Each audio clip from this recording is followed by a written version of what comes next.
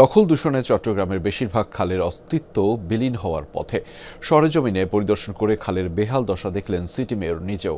জলাবদ্ধতা নিরসনে এবং পানির নিষ্কাশন পথ সুগম করতে এসব খাল পুনরুদ্ধারের ঘোষণা দেন তিনি। পাশাপাশি নির্বিচারে পাহাড় কাটায় জড়িতদের বিরুদ্ধে কঠোর ব্যবস্থা গ্রহণের কথাও জানিয়েছেন মেয়র।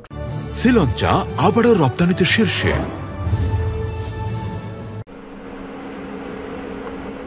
এক সময়ের প্রবাহমান প্রশস্ত কালিরছড়া খালের বর্তমানে বেহাল দশা। কোনো দিকে আবাসন প্রকল্প, আবার কোথাও খালের গতিপথ বন্ধ করে নির্মিত হয়েছে রাস্তা। দখল ও দূষণে অনেকটা বিলীন খালটি আছে শুধুমাত্র কাগজে কলমে। দখলদারদের দৌরাত্বের কথা স্বীকার করেন স্থানীয়রাও। যখন লেক সিটির পাহাড় কাটছে তখন মনে করেন আমাদের কালিরছড়া কি চাইপে গেছে এদিকে, তখন মনে করেন ঠেলাঠেলির ভিতরে ওইটা ওইভাবেই পড়ে রয়েছে। ছড়াটা যতটুকু ছিল এতটুকু রাখে নাই, ও অনেকাংশ মানি দখল করি, অনেকে নির্মাণ ঘর বাড়ি ফার্ম এগুলো করছে। এখন তো বড় রয়ে গেছে, পানি যাওয়ার তো সমস্যা। খাল খনন ও সংস্কার কর্মসূচির আওতায় সকালে চট্টগ্রামের লেক সিটি হাউজিং এলাকায় খালটি পরিদর্শনে গিয়ে বেহাল দশা দেখে ক্ষোভ প্রকাশ করেন সিটি মেয়র। পুনরুদ্ধারের ব্যবস্থা গ্রহণের কথা বলেন।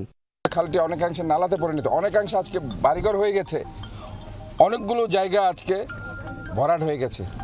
কাজে এই খাল পুনরুদ্ধার করাটা আমাদের জন্য খুব জরুরি হয়ে গেছে। এটা যদিও একটা সময় সাপেক্ষ কষ্টসাধ্য ব্যাপার, কিন্তু আস্তে আস্তে আমাদেরকে এই কাজগুলো করতে হবে।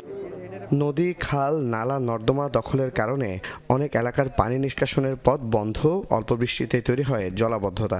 পাশাপাশি নির্বিচারে চলছে পাহাড় কাটা।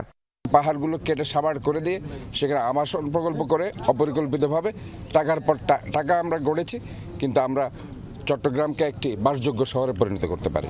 তাদের বিরুদ্ধে আজকে আমি এখান থেকে বলতে চাই, তাদের এই শাস্তির বিচার বাংলাদেশের মাটিতে হতে হবে। জুবায়েত ইবনে শাহাদাত, যমুনা নিউজ, চট্টগ্রাম।